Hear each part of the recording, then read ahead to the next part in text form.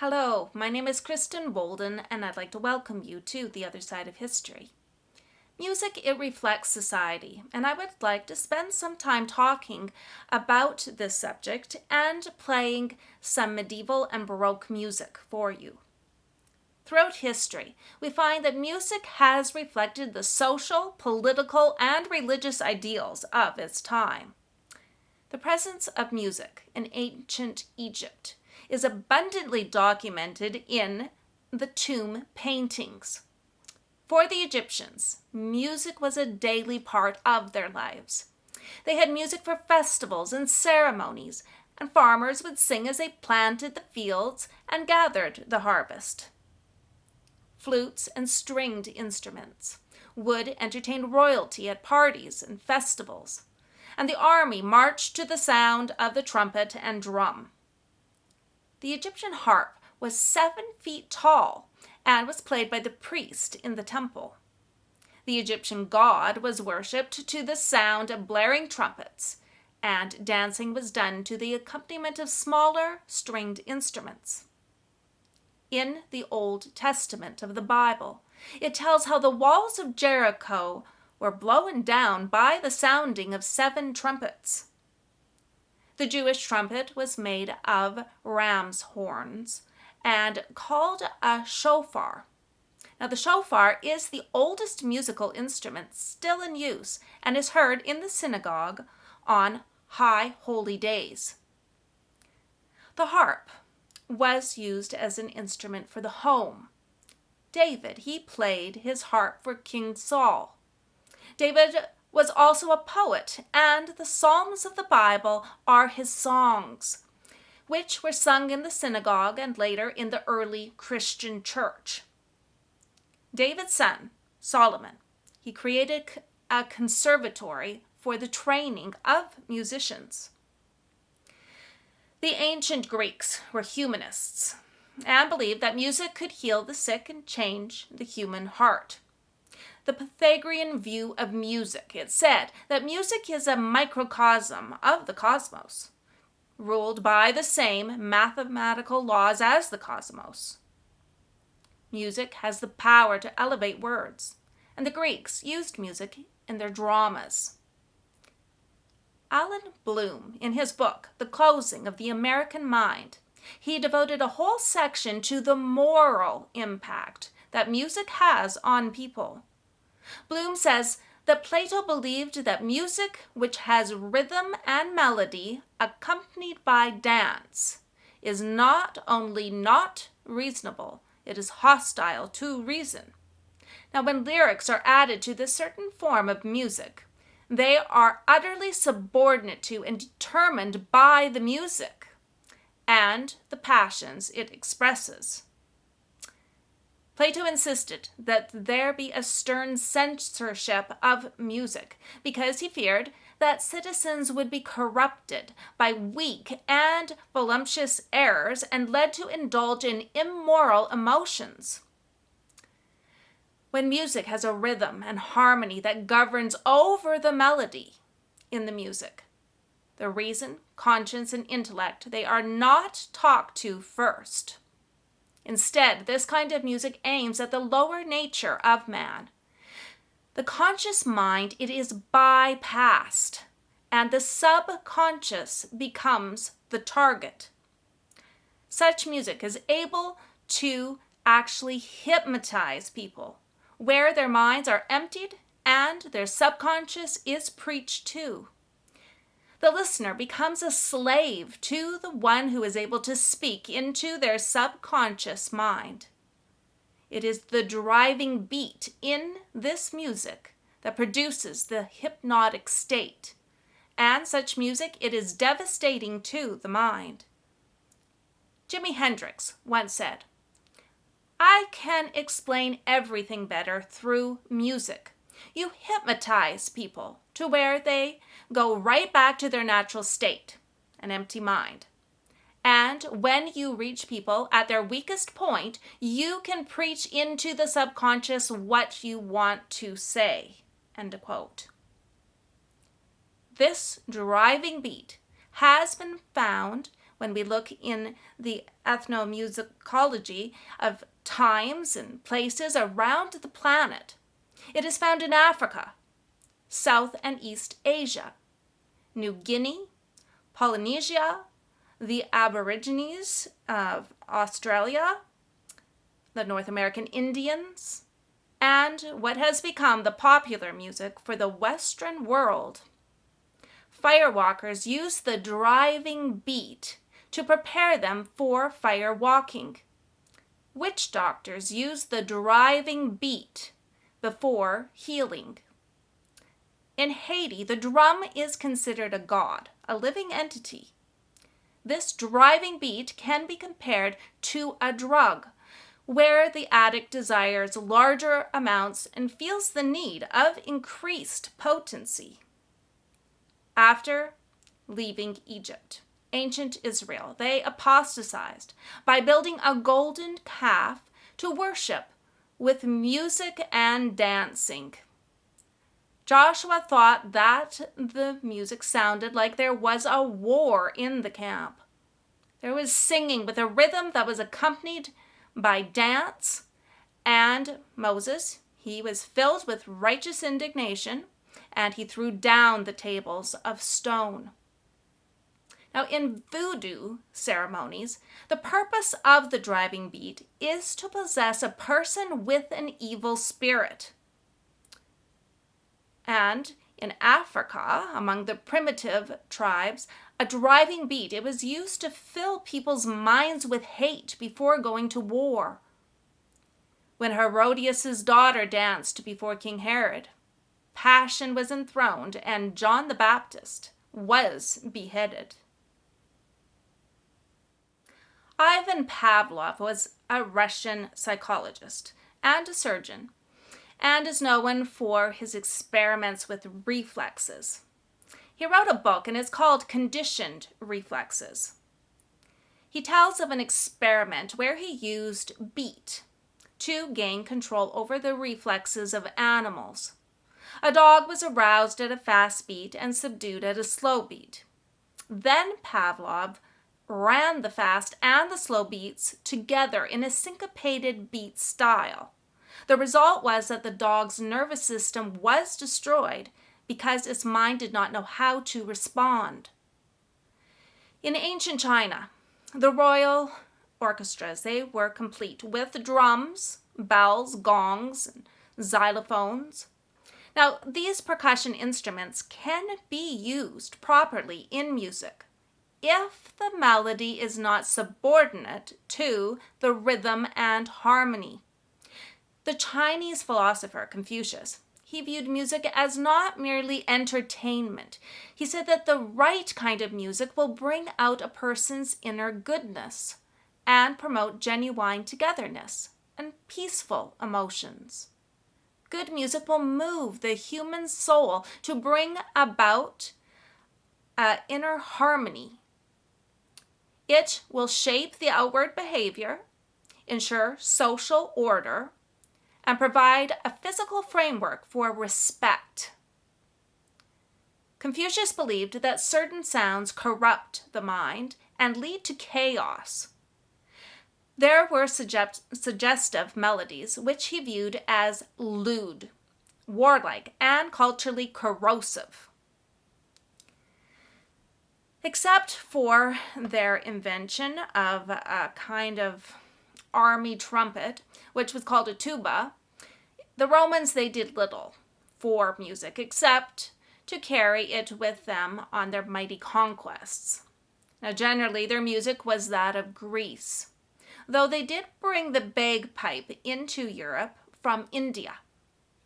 The bagpipe became a great favorite with the Romans, and there is a famous story of the Roman Emperor Nero watching the fire that he had started while singing and playing an instrument. Now, it is thought that the bagpipe might have been that instrument. With the decline of the authority of the Roman Empire, the Roman Catholic Church became a temporal and spiritual power. Music was to be the servant of religion. And out of this tradition emerged the plain chant or plain song. Now, plain song, also called Gregorian or Old Roman chant, is attributed to Pope Gregory I. However, Pope Gregory probably had little to do with the chants that we know today, because the manuscripts that have survived, they date from the 11th to the 13th centuries. Pope Gregory I, he died in 604. The art of this time also reflected the power of the church. The great art of this time was the art of the church. Now, I would like to play for you a 13th century plain song, and I'm going to play it with the sound of a harp, one of the most ancient of the stringed instruments.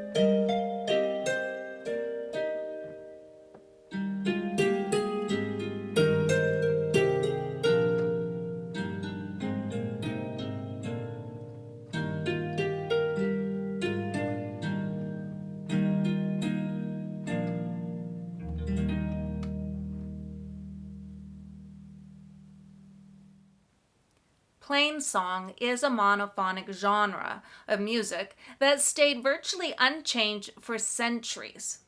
Then, in the High Middle Ages, there was the development of composed polyphony, where two or more simultaneous melodies, lines of equal importance, are played. Now, the music of plain song is with one melody, and there is no regular beat. In the Dark Ages, all were to have one mind under Rome, like that one single melody note that was sung. Individuality in thought and action, it was not allowed. Any kind of dance music was seen as inappropriate, and songs were sung by professional musicians, not by the congregation as a whole. With the Protestant Reformation, there was more emphasis placed on each individual being free under God. In worship to God, each individual was free to choose their thoughts and actions. God's word became the standard instead of what the church said. The Protestant Reformation produced Protestant churches, and in these Protestant churches, the congregations, they took a new and increasing part in the services. There was a demand for the music to be sung by the congregation and in their own tongue. Before, Latin was the language of the universities, and songs were sung in Latin. The demand for the music to be sung by the entire congregation, it led to the development of Protestant hymns and the chorale. Sung in unison, the melody was supported by an organ accompaniment. Martin Luther, the founder of the Lutheran Church, he wrote the hymn "A Mighty Fortress is Our God." And it is not plain song, but a Protestant congregational hymn.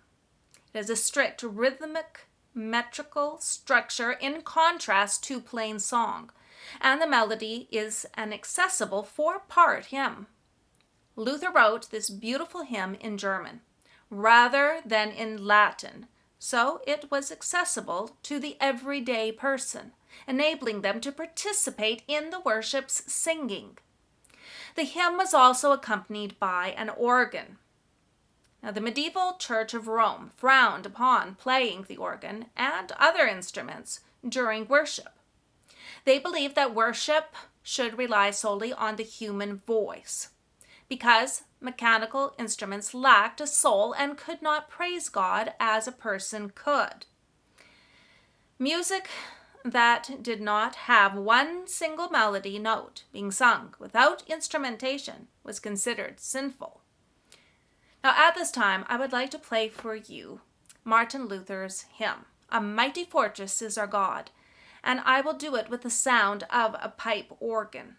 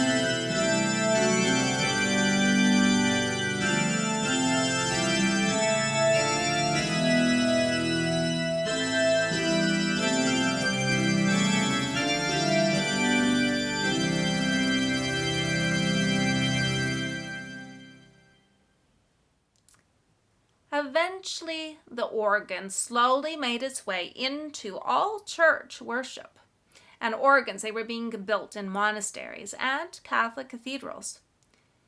They were often used to give music pitches to monks singing unaccompanied chant. Even though there were regional bands, the organ gradually became the premier instrument of the Church of Rome. Because the Protestant Reformation helped to facilitate the development of instrumental music, new musical forms emerged, such as the fugue. Now, by the time the Baroque era came along, the Protestant Reformation had brought an end to the absolute authority of the Roman Catholic Church. Baroque is the Portuguese word for irregular pearl, and it was used as a reference to art and music of corrupt taste by some. Now, Baroque music is flamboyant. It's decorative and a very detailed form of music. Baroque music reflected its time. It was a time of intellectual and rational thought and of great scientific observation. This was the time of great scientists like Galileo and Newton. During the Baroque period, harmony in music was used where many different parts were sung at the same time, and the music can be almost rhythmically overwhelming. With the Baroque era, there was a power given to the individual and to individual human emotions. Following the Council of Trent, the church needed a way to reconnect with everyday worshipers and began to encourage musical and artistic styles that were emotional, attractive, and accessible. Many of the defining figures of the Baroque music were employed directly by the Church of Rome and were ordained as clergymen. Now, Antonio Vivaldi was an ordained priest who composed many of the instrumental music and sacred chorales during this time. When I think of the Baroque music, I think of Bach, Johann Sebastian Bach. He was a Lutheran, and he said that in all his music, he wanted for God alone to have the glory. Bach's religious music, it reflects the lofty inspirations that he gained from the Bible heroes. More than a third of the music that Bach composed for the organ is what is known as chorale preludes. Now, these are short compositions on the melody of a congregational hymn. Bach was a true master of the fugue, and at this time I would like to play for you Bach's Prelude number 9 with the sound of the harpsichord.